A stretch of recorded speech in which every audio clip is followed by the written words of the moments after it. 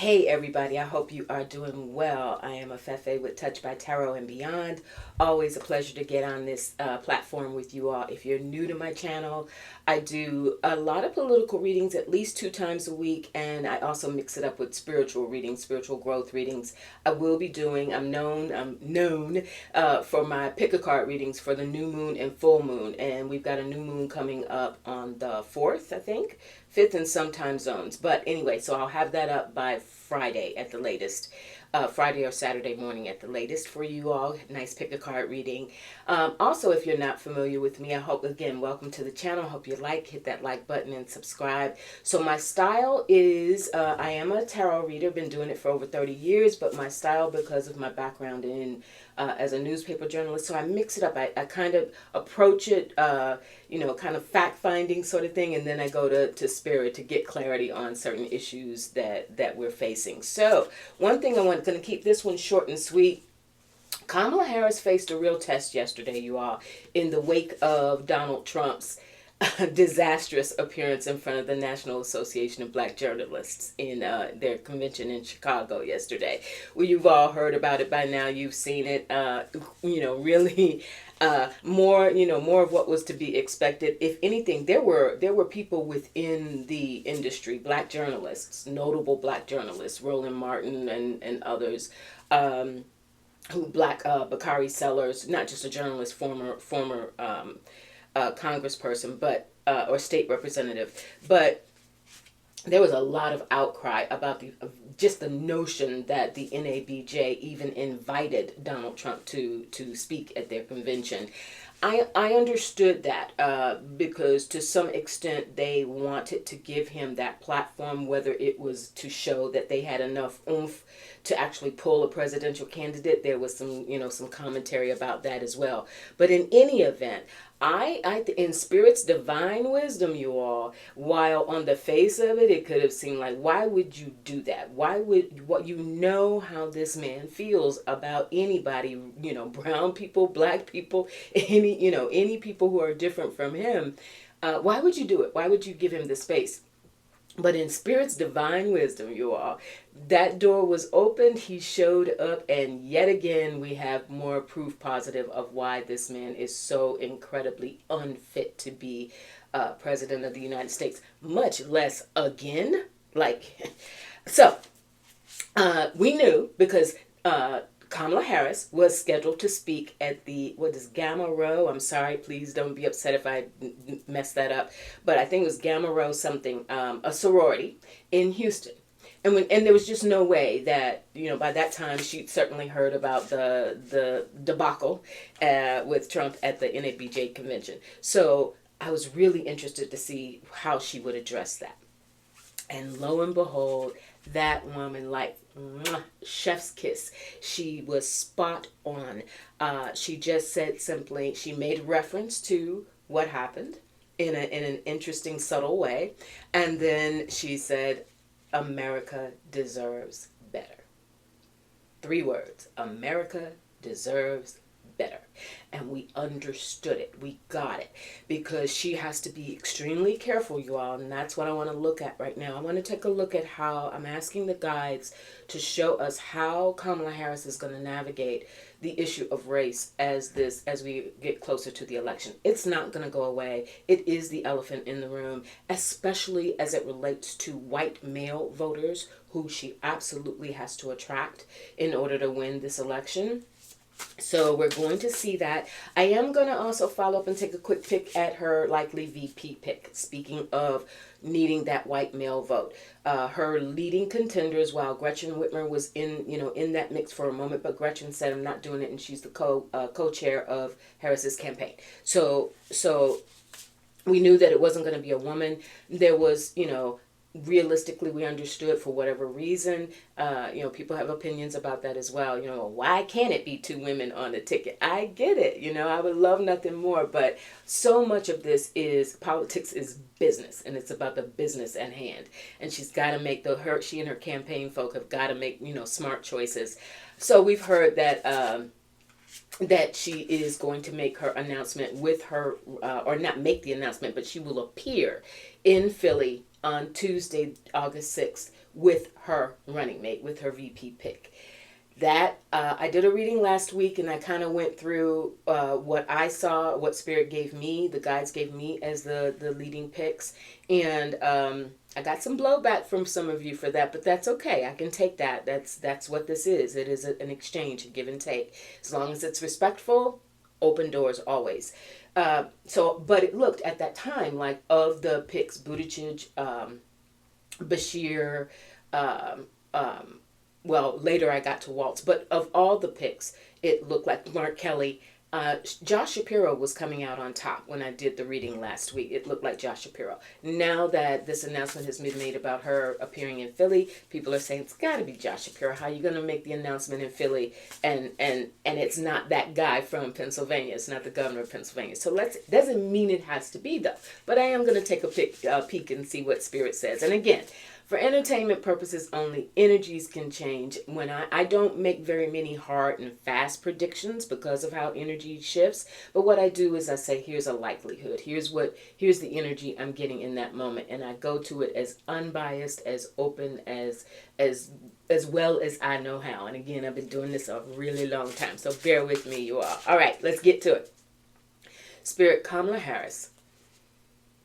How is she going to handle the issue of race in the coming months, especially as it relates to attracting the white male vote? What can we expect from Kamala Harris, particularly as it relates to issues of race in this election cycle?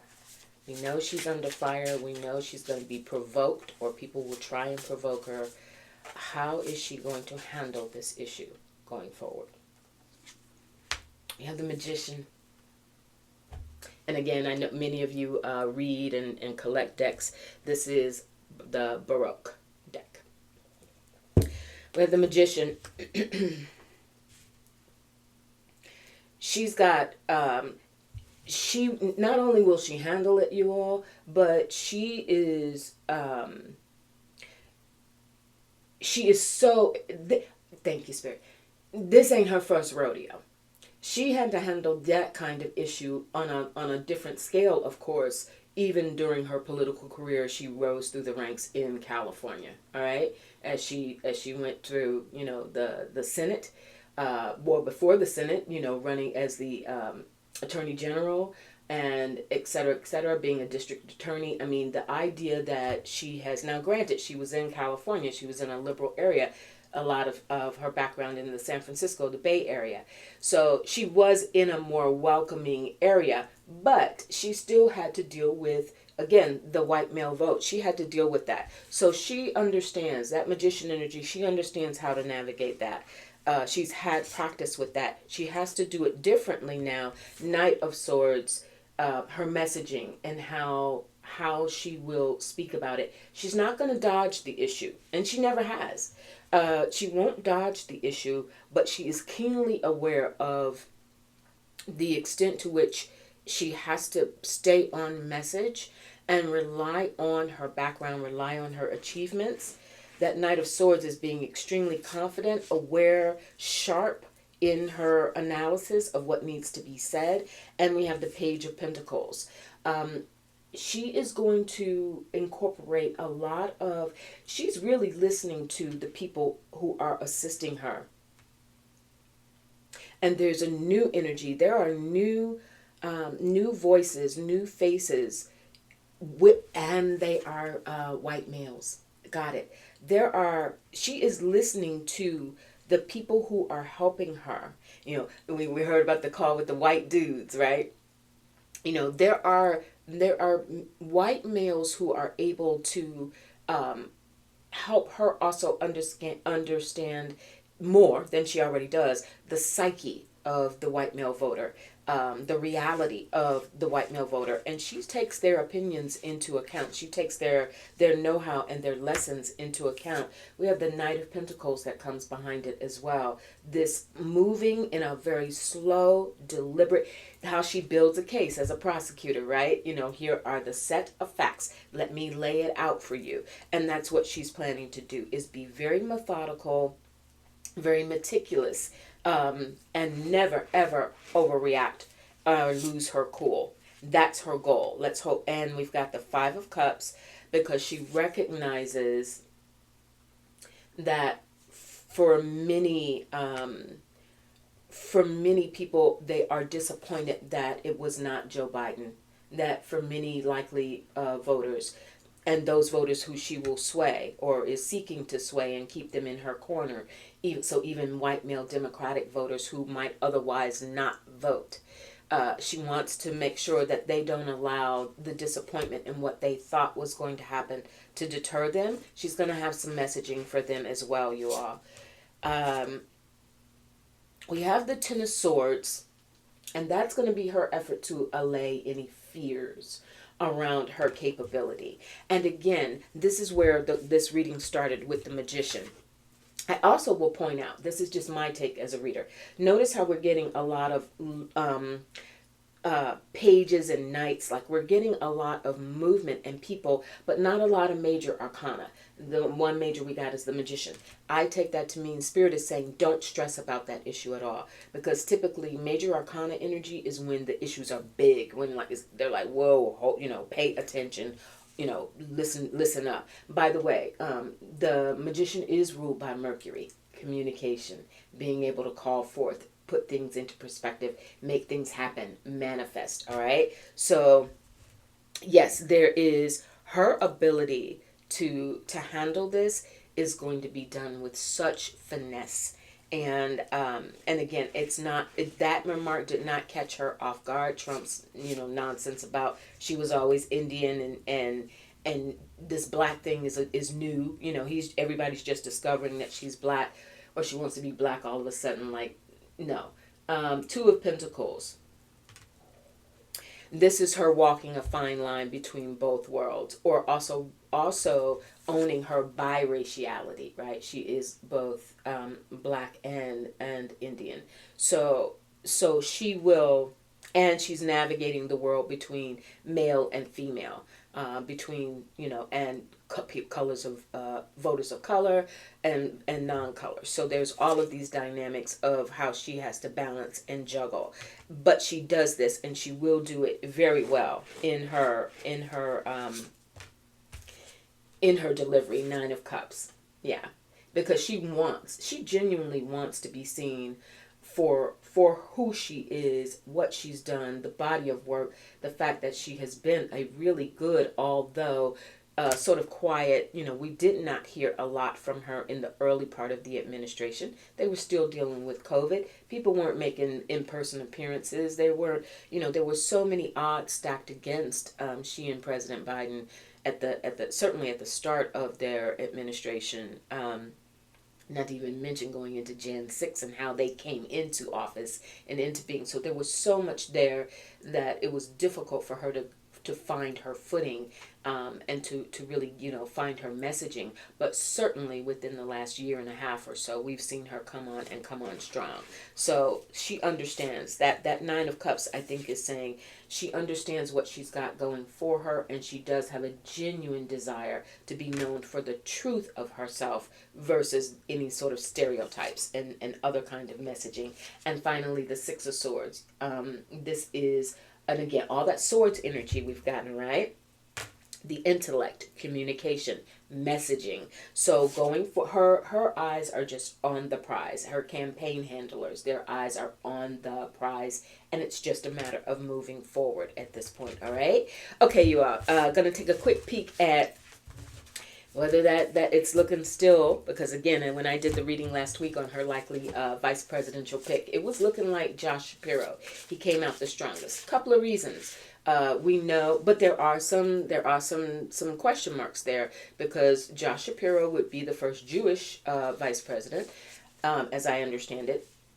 But he did, in terms of the Gaza war, I understand he has been critical of Netanyahu, but he has also been extremely critical of, say, for instance, when we had the college protesters, that was, really, really big a couple of months ago, that he came out very harshly around that. And so there would be a lot of questions to be answered around his approach to the Palestinian issue, and Israel's handling of that Netanyahu etc. I think if he is chosen, he'll be ready for that. Note as well, I don't think it's accidental that Shapiro has been on the campaign trail with Gretchen Whitmer of Michigan. Michigan being a sort of a real one of the states with one of the highest populations, if not the highest population of Palestinians in the nation, right? So I don't think that was accidental. And as soon as I saw that, I wondered, okay, if this is coming and if it's leaning towards Josh Shapiro, he's going to need Michigan. He's going to need acceptability in Michigan. And we know that Gretchen has that extremely high favorability rating as a governor in Michigan. So there's going to need to be some healing and some understanding there. All right, so Spirit, is Josh Shapiro Kamala Harris's pick for vice president? Is Josh Shapiro Kamala Harris's pick for vice president? Is Josh Shapiro Kamala Harris's pick for vice president? Will he be chosen? Seven of Pentacles. It ain't done. That's a card of appraisal. That's a card of still, under very, very strong consideration. Ace of Swords. My aces are yes. And swords, no less. That swords coming again. It's all about communication. It's all about what we hear, you all. I think, who am I, right? So give me some grace on this, but I can only tell you what I see and what I pull. And I'm looking at Josh Shapiro. Not that she couldn't make the not that she couldn't make her first appearance in Pennsylvania with someone else, but it just sort of stands to reason. And I as much as I feel like intuitively this can't be a reason, but there's just some sort of beauty in the idea that she would, in the wake of how things have gone down with President Joe Biden having to bow out or deciding to bow out. I know people have very strong feelings about that still, including the white male voters that we were talking about. I think there's something beautiful about giving that nod to Pennsylvania, right?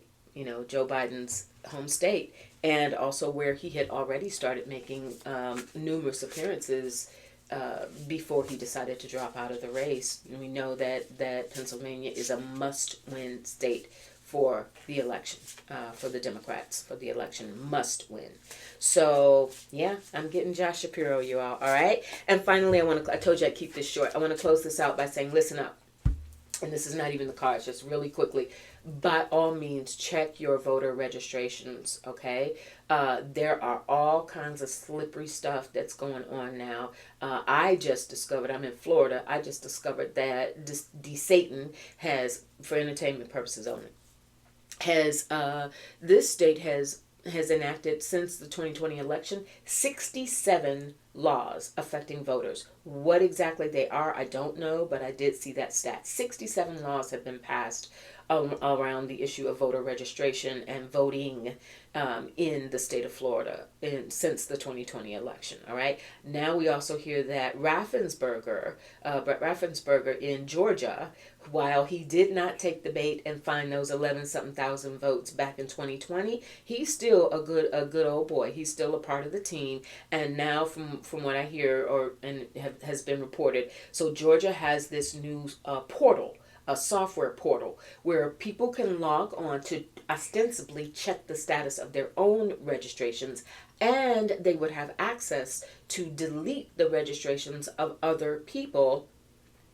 Supposedly it was put in place because, say, a relative of yours passed away, and so you would have the opportunity to go online and say they're no longer alive, I will take their registration off. However, and to do that, the criteria was you'd have to enter your name, the last 4 digits of your social, and a driver's license number. So, okay, on the surface, that sounds safe enough. It sounds like a safeguard that if you were doing this for a family member, you would have access to that information. But not every Joe Blow could go on the portal and just start checking people off, because they wouldn't have access to that information, except there was a so-called glitch in the system, and that information was online for a period of time until people started ringing the alarm, like, whoa, what are you doing here? And so they caught it. Raffensperger came out and, all huffed and puffed. It was just an oversight. It was a glitch in the software, and it was fixed immediately. How immediately? how many people may have already been impacted by that, right? So check, and who's to say there won't be another glitch in the system? This is not to be alarmist. By any means, that's not my approach. If you know me, I'm always about, if this is a situation, let's fix it. Let's identify it and fix it. So definitely making sure, going back to Florida and North Carolina and many red states, or tending to be red states, uh, voter hours, early voting, hours, after work hours, weekend hours being eliminated and or severely reduced. Okay, there's all sorts of things that they're putting in motion. So please, please, please, you all, for yourselves, for your family members in other states, check, go on your state board of elections websites, make some phone calls, check your local news, whatever you have to do, but please understand where you are on those rolls, on those registration rolls, so that your vote can be counted. All right, you all have a great day. I appreciate you. Let's all stay strong. Let's keep our head up, our shoulders back, and let's continue to breathe deep. Be supportive of one another. Yes, there's a lot going on. We're all feeling it. We're all feeling the vibe of the emotions. It's difficult sometimes not to be reactionary, but we have to stay the course. And going back to Kamala Harris's behavior in the face of that tremendous insult, one of many, many, many that have been lobbed at her and will continue to be lobbed at her. But watching, when you have your eye on a goal, you're not shaken, right? Or as they say, shaken, not stirred. All right. Be really good, you all. I appreciate you. Take good care. I'll talk to you soon.